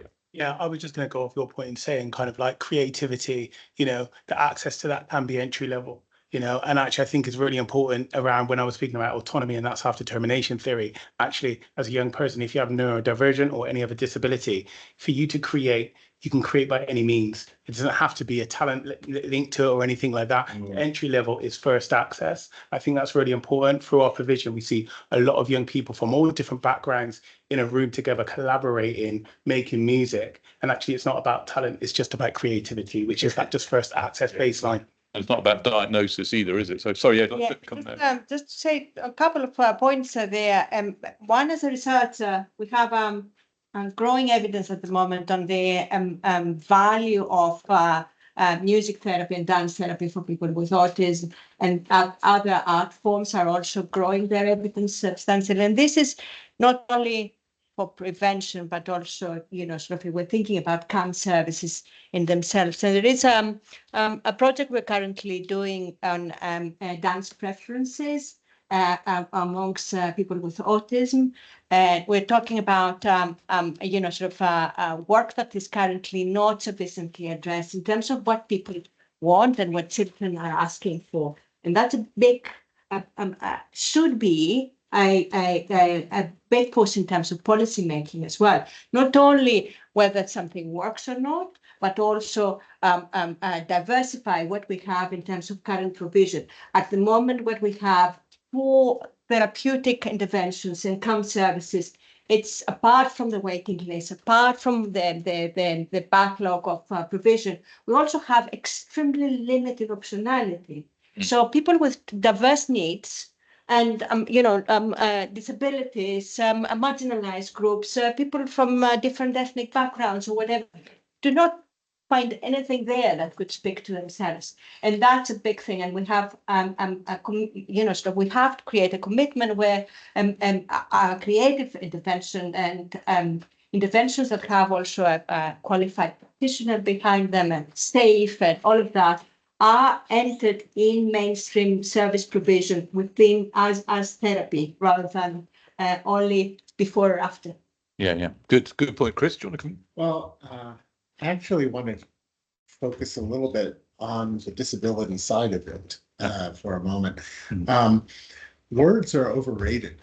Yes. I think that to communicate, when words fail, there is a sound, there is an image, there is a movement through space. There are so many different ways that we can connect and articulate that have nothing to do with words. Broca's area is such a small part of the brain. And when we listen to music, it's the entire brain that lights up. It's not just that one spot. Stephen Jay Gould, I think, put it best, the great evolutionary biologist, when he said, Darwin is generally misinterpreted. It is not survival of the fittest. It is survival of the most adaptable. So when you face a challenge, like what we call a disability, you create strategies to cope and transcend and to thrive. And that gets hard-coded into our common genetic pool. And that's the source of evolution. It's not the people who are somehow by some arbitrary standard perfect or normal or whatever that means. They don't face a challenge, so they actually don't evolve. Fantastic. Do you want to have a quick word, Sheila? And then there's someone at the back. Well, it's just really interesting. I mean, the problem with diagnosis is that it's as if the diagnosis comes with a solution. And I don't think it does. And I think the point is that whoever we are, whatever challenges we face, however different we might feel, we need to understand ourselves somehow and connect and find a way to be who we are, and to be able to kind of get along, right? And I think art helps you to do that. Whereas the diagnosis may not actually be very helpful. You can have a report. I've got loads of them. They sit on the shelf. You know, this assessment was done, that assessment was done, and they're what I call so what reports, because they don't actually lead to a change in your life. Okay, so we have to get that adaptability, don't we? Yeah. Right. Let's have a couple from the back. Let's go. Could you come forward and just speak into the microphone? Both of you could come forward and then do one after the other, and then. Yeah, we've got to finish at 4, so we've got half an hour. Hello, David Cutler from the Bearing Foundation. Thank you all for an absolutely fantastic, really interesting session. I'd like to ask about boys. So both from perhaps the perspective of Daisy and research and from the practitioners, do you see equal participation by boys? And if not, do you think there's an issue about that? Thank you. Great. And Martin, do you want to go as well? And then we'll try and answer both your questions. How about that? Yeah, so I'm Martin Marshall. I chair the National Centre for Creative Health. And I'm a GP by background and was always very passionate in my practice in Newham and East London to explore creative health interventions in place of cognitive behavioural therapy, which had a 2-year waiting list, or antidepressants, which were flushed down the toilet. So my question is there an easy way of helping people to determine which creative health activity is most likely to be engaging and effective for which people? Question. Very good question. So we got boys and we got which creative thing is best for who. who wants to have a punt at those? Daisy, do you want to go first? Yeah. So I think on the boys, from all of our research, we're not seeing any evidence that there are gender differences in the ability to improve as a result of arts, of creative health interventions. But what we are seeing is very differential access. For example, within CAMS, we know that girls are much more likely to present to CAMS than boys are. So I think really the challenge here is around trying to find different access routes that would help to engage boys. And it sounds like that's exactly what you've been doing as part of your work as well. And that also highlights the importance of not focusing on any particular model, like not focusing on a GP link worker social prescribing to get people to arts as the only solution, but making sure we're being pluralistic. With respect to which interventions are most effective, the way that I've advocated theoretically for thinking about is thinking about active ingredients, in that in some instances there are certain ingredients in an arts or creative health activity that are going to be particularly important. So for example, it might be that the particular outcome is going to require some kind of movement ingredients in order to achieve that, or it might be there needs to be elements of emotional expression or emotion regulation that are being practiced as part of the activity. But beyond that, there's no evidence to suggest that there's any one dominant type of art form that is superior to the others. What we do see is some art forms receive more types of more research than others. Music, for example, is disproportionately over-researched compared to other art forms. But I think that the most important factor seems to be the alignment with the individual person, which is why those goals-based approaches, where the young person is considering what their strengths are and their interests are, and the activity is being tailored, are the most effective. And that's why I think when we've got choice for young people, that's one of the most critical things that we need to be providing. Okay. When we were doing our projects, the background for the context of why it was needed was that all the research was saying that young black boys were overrepresented in criminal justice system and also in mental health services. And also when you look at nationally, just take away race for a moment, mainly men are the high percentage who are committing suicide in this country. So there is some statistics that are saying that mental health is impacting men in a particular way. But I wanted to slow down something just to, for those who are doing projects, and especially for yourself who are at the start, one of the key fundamental ingredients is building trust and rapport. Like if I'm trying to put it into a theory, our model is kind of like rooted in Carl Rogers' person-centered approach, where it's really about the individual, it's about the person. And I think you do have to have, next to the kind of creative art stuff, some kind of real kind of rigorous or practical therapeutic support. So we had counselors on board who could offer the therapy, but that came way down the line. First, it's about that creating that safe space, making sure it's trusted practitioners. All of that stuff is like vitally important, because if you get that wrong, people are they're just not gonna engage if they just feel like they're being othered or they're being labeled. Another thing that I didn't get to say is we don't, believe it or not, mention in any of our marketing when we was doing our mental health program that it's a mental health program, like, because that is just a massive stigma. Like, I ain't got a mental health issue. We wouldn't refer to our young people as clients. They're just part of the first class family. And it's all these kind of like language that you use is so important to help encourage people to get involved. Yeah, no, I think that's really good. Yeah, come on. To what you were kind of saying about role models and building rapport, I feel like that's so just overlooked. But like at the Music Works, I noticed all the music leaders, they have such good rapport and they build trust over such a long period of time with every young person.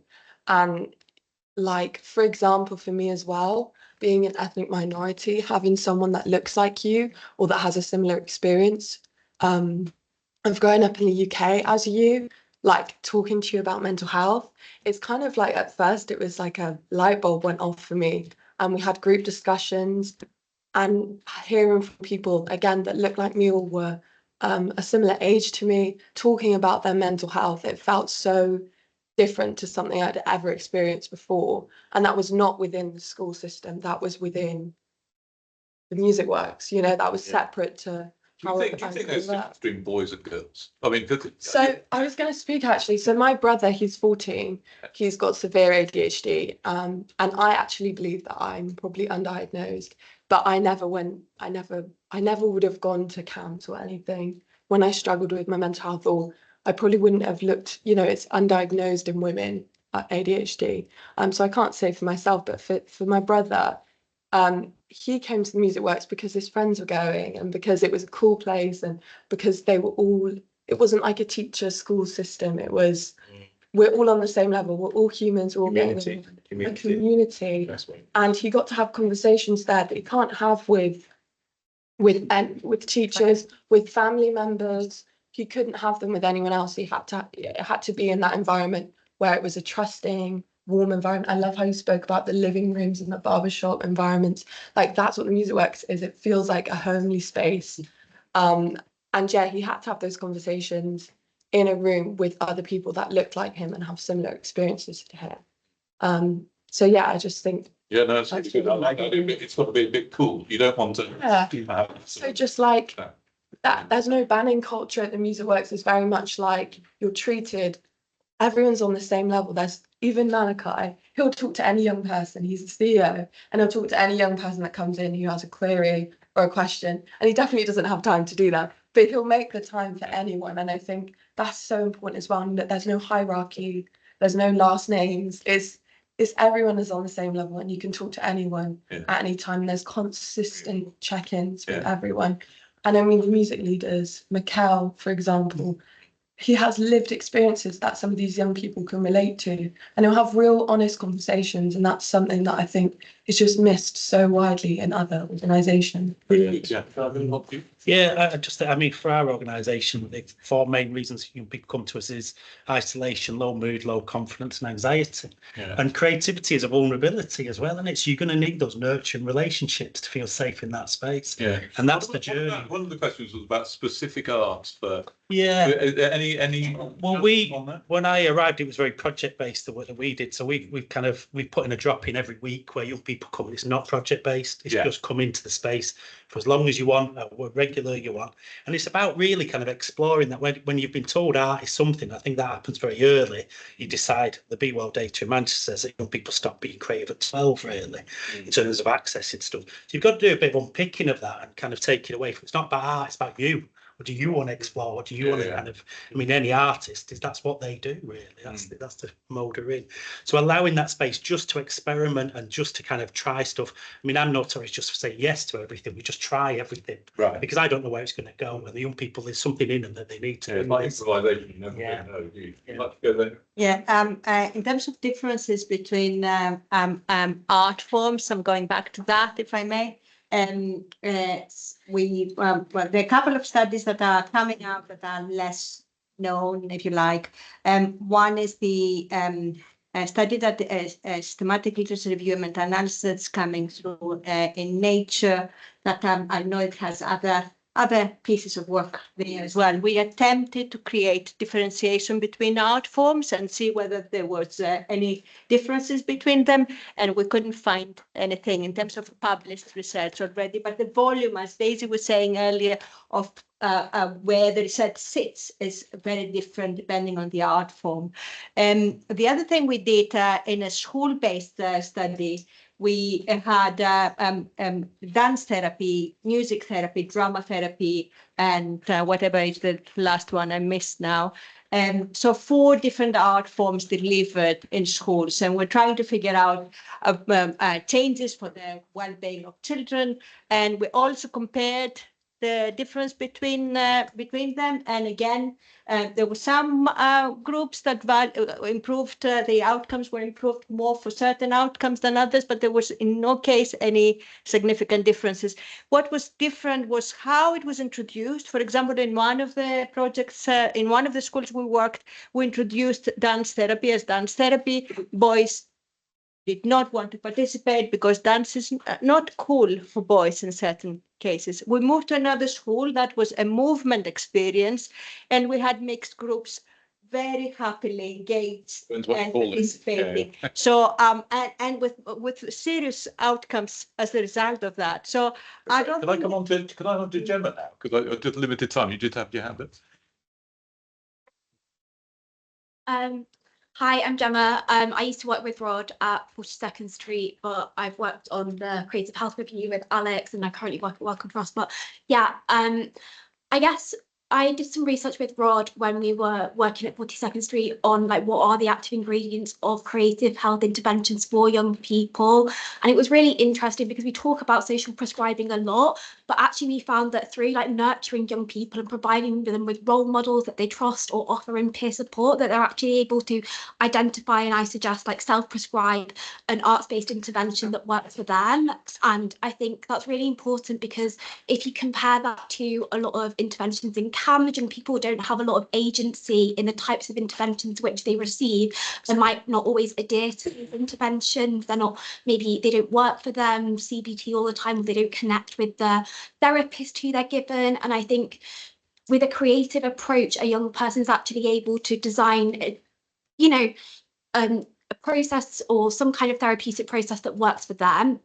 And I think the skills that they get out of that go a long way. Like Daisy talks a lot about the science behind that and the social connections that really young people value who are really isolated. But actually, if you look at the skills that people are developing, they actually help people go back into the workplace or back into education. And that goes such a long way when you actually think about what's worth investing in for a young person's mental health. And I think there's been so many great people talking about their lived experience of accessing mental health interventions that are created today. It's something that I've done myself and I've really benefited from. But I think what's important to acknowledge is if you're going to build a creative health strategy or offer that at scale within the UK, you need to be embedding people's lived experience into how that is offered at scale as well. And it's something that came out of the Creative Health Review, but there's also guidance from organisations like the WHO who are articulating what it means to do that practically around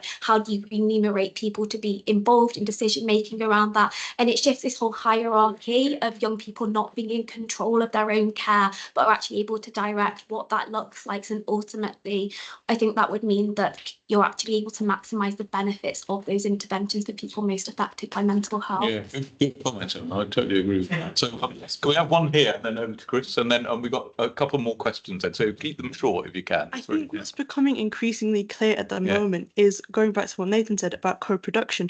Yeah. I think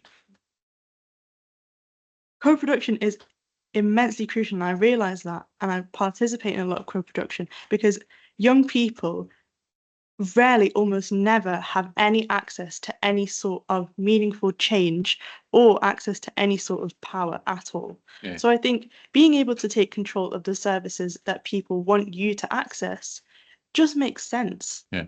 I think co-production should be incorporated into every single service that people can and proper co-production. Can I ask a question on both you and Vanessa? A question on that, because to me, I thought, are we making an artificial distinction between people who've got mental health issues and people who haven't? Because people themselves choose what path they're interested in and what whether they've got mental health issues or not. For both of you, did you know that you want to do art? Did you know you want to do music, Vanessa, or were you given a choice and then you saw actually this is what really appeals to me? Well, I was an artist before I was mentally ill. Right.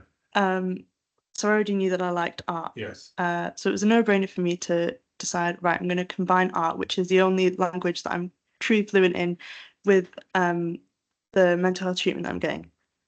So that was what it's like for me. I've always been into music. So I was a musician and an artist before. However, I think being in a program that does talk about mental health, it's allowed me to realize that being creative is in every day. And actually, for example, we had a group discussion, and when I was speaking about the light bulbs going off, it was because everyone in that room was creative and everyone had thought in a similar way to me.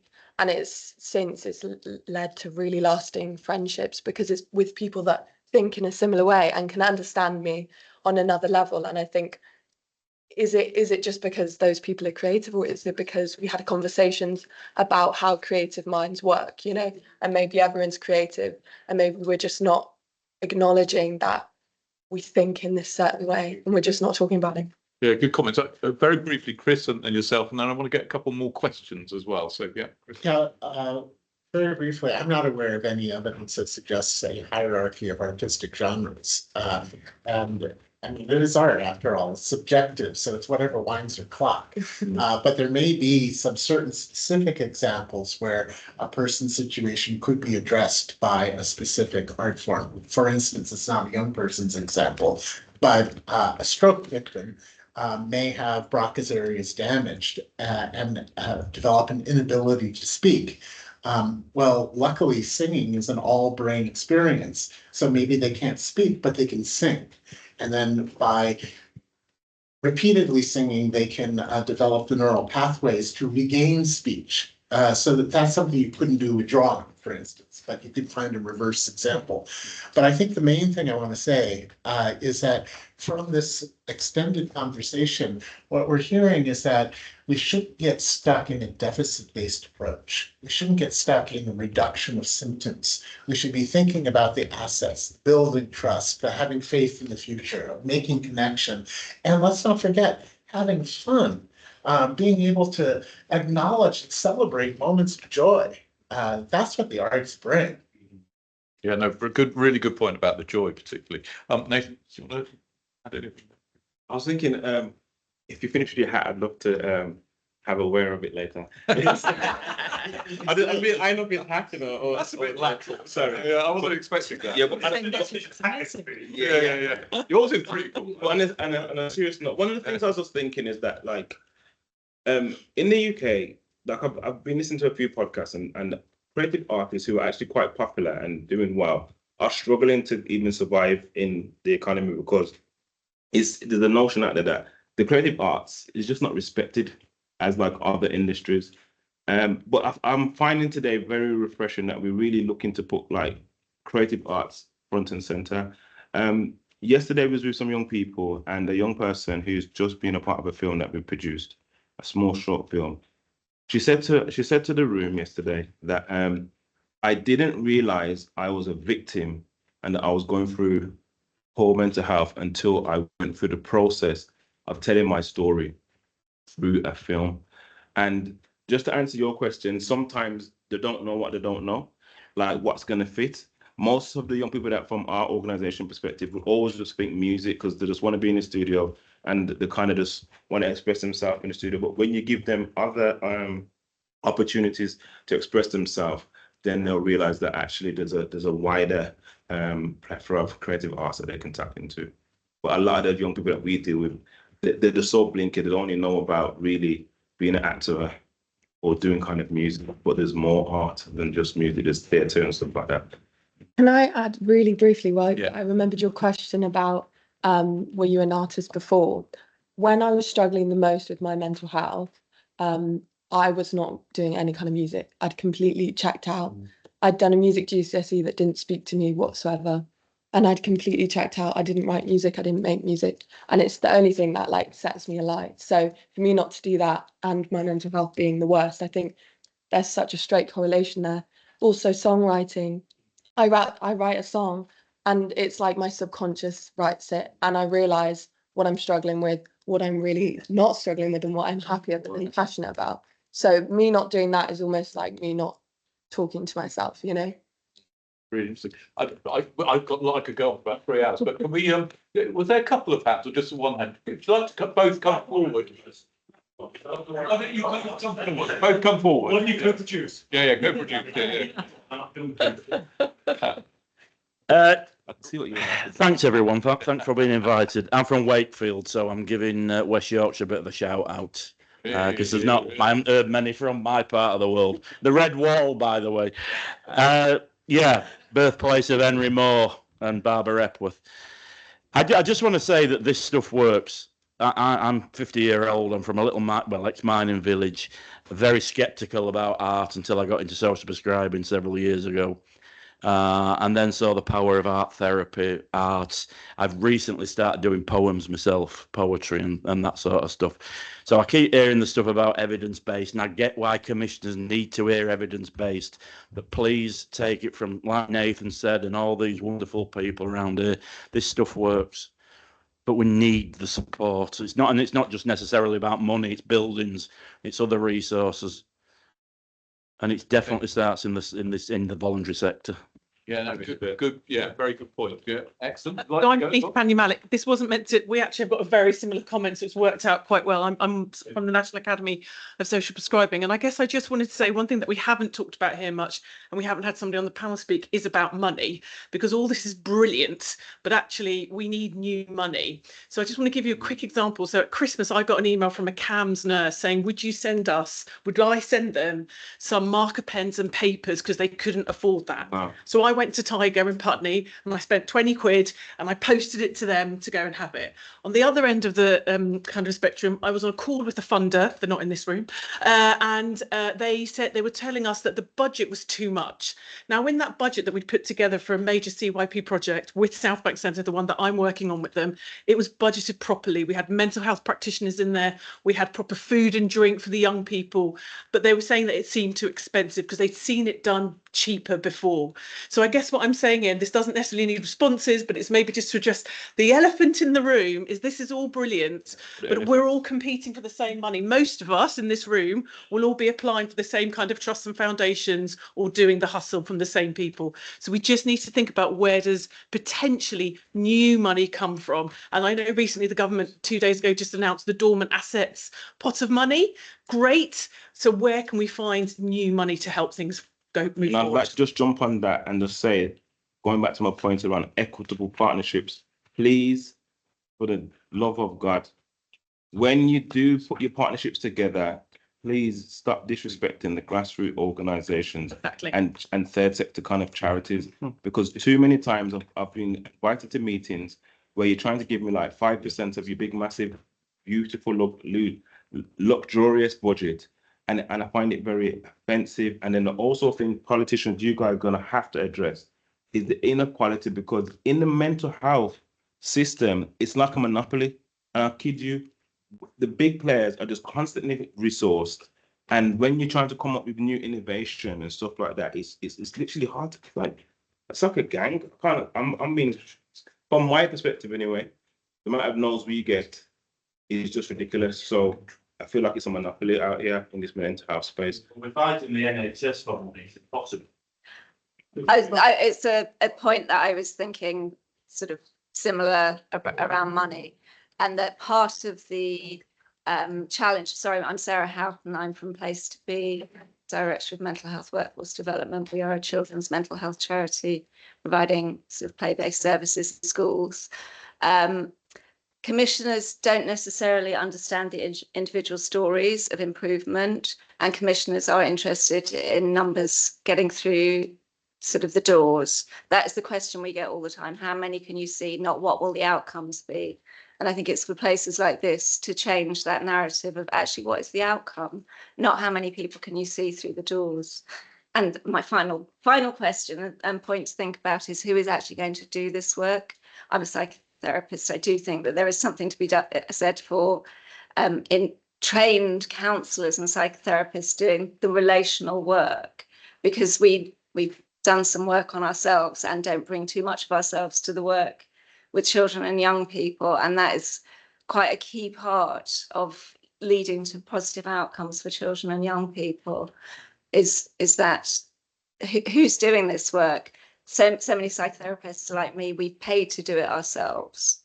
We need to find a way to train people to do this that is supported. Thank you. I think we're going to have, go on, go very quickly if you can.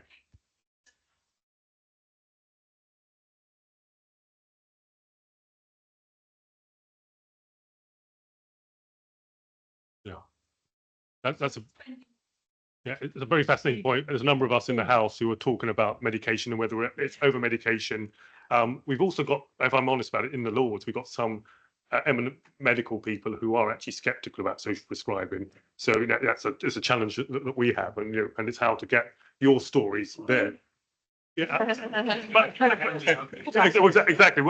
So look, we are going to have to wrap up. I just want to thank all of you for coming here today. I'm sorry that Simon and I and others have been in and out because we've got parliamentary business at the same time. It's not acceptable. Okay, right. Well, I'm apologising again. Then I humbly apologise. And I like your hat as well, by the way. We think about what we do after this, and Simon's just written down some notes about campaigns we can think about. All children and young people should be given opportunities to access arts and cultural activities where clinically appropriate to support and improve their mental health and well-being. Now, the thing about that is that we've talked about schools and they're reducing it. Successive governments, whichever political colour, will say they've got no money or there's less money because our dependency ratio in this country is going up. We've got less people paying in relative to more the number of people taken out. So that's a real challenge for any political party. And the politicians will they will all have different priorities, as it were. At the moment, the whole debate's about defence. If you're going to put more money into defence, where's that money coming from? And we go, well, what about preventing things in the first place? I think there's a consensus in the House about what Wes said about moving from treatment to prevention, about from national to community, and from analog to digital. But actually, we can't forget people in that. It's got to be people-centred. And I think one of the things that's come out today is that we've got to understand the individual and what their needs are in order to understand what particular art intervention they may need. And they may not know, or they may be attracted to one over the other. And we've heard some amazing work. So we want how do we make sure that we increase access? Now, it can be government, but how do we also encourage more civil society organisations? One of the things I found when I was a minister was when I spoke to actors and musicians who were waiting for their big break. I'm now too old to realise I'm never going to make it big anymore. But if ever I was going to. But actually, while you're waiting for your big break, or you're trying to get your big break, and you haven't got any money, train as a drama therapist or train as a music therapist. And I then met music therapists who said that was their dream, but actually they found being a music therapist so fulfilling that they were changing people's lives. And so there's a real gap there, I think, that we could fill, but also with local community organisations and local charities, using music, using art, using just nature, using gardening, using all these interventions that we know. How do we? Government will always say it's got no money. How do we find resources locally? And I think the point someone made earlier on, I was working with a project and they said, I don't want money. We just want computers, or we want another desk, or we want another filing cabinet. So sometimes think about the things you need. Do you need, look, I've got 3 basses sitting in my loft, for example, and 2 guitars. I keep thinking I must give away that first bass, but where do I give it to? Does it make sense? There must be people who that would make a difference in their lives, as it were. So how do we get this access for people while they're on the CAMHS waiting lists, as part of their treatment and recovery pathways, including in the community? And how do we promote mental health and resilience as a preventative and early intervention approach in primary care, but also in all education settings, but also any stage of that pathway? If you can't get it at school, is there somewhere in the community you can go to after school, or even part, in a part of the school day? And how do we make sure that, a part of this overall social prescribing activity, how do we make sure that we see proactive commissioning? So we're not waiting for a crisis, but actually we know that people are at danger or possibly at danger of this, and rather than just giving them prescribing them a bunch of pills, we can actually do this. And I think, as you said, it could actually end up much cheaper overall. And the problem with government, though, is you can say, let's spend this money now and you will save that money in the future. Sadly, the way our democracy works, and you're not going to abolish democracy unless you want to, but politicians tend to work for political cycles. So the Chancellor, whichever party, will be thinking about this year, next year, up to the election. They won't be thinking about the long term. And that's one of the challenges we face. But I want to thank all. It's an issue, yes. When you're having kids, you don't think just the next 4 years. Exactly. But that's the way the political system works. And you can have a benign dictator. That's got all sorts of problems as well. So I think we have to work with the world that we have. But also, you have to put pressure on us. But Simon's the Labour Party, I'm the Conservative Party. We have people, Baroness Hollins is a crossbencher. There is a consensus here. How can we together get this message across? Yeah. But also, let us know what you need. It might not be money. You might need the money for something. Do you want more musical instruments? Do you want, a second-hand computer? Do you want this? Do you want that? Does that help, or is that actually just, just plastering over the cracks? So we need to hear from you. But I just want to say thank you to all of you, not only for telling us about what you do, but also the lived experience. I think was very powerful. It spoke far more powerful. And thank you. I know it's not an easy thing to do. I know, to get up, and some people like get up on stage, and I think everyone here who's politicians, they like getting up on stage and talking. But some people it's very difficult, and I know for some of you it was quite a barrier to overcome. So thank you for coming. Thank you for sharing your experience, and give yourself a round of applause.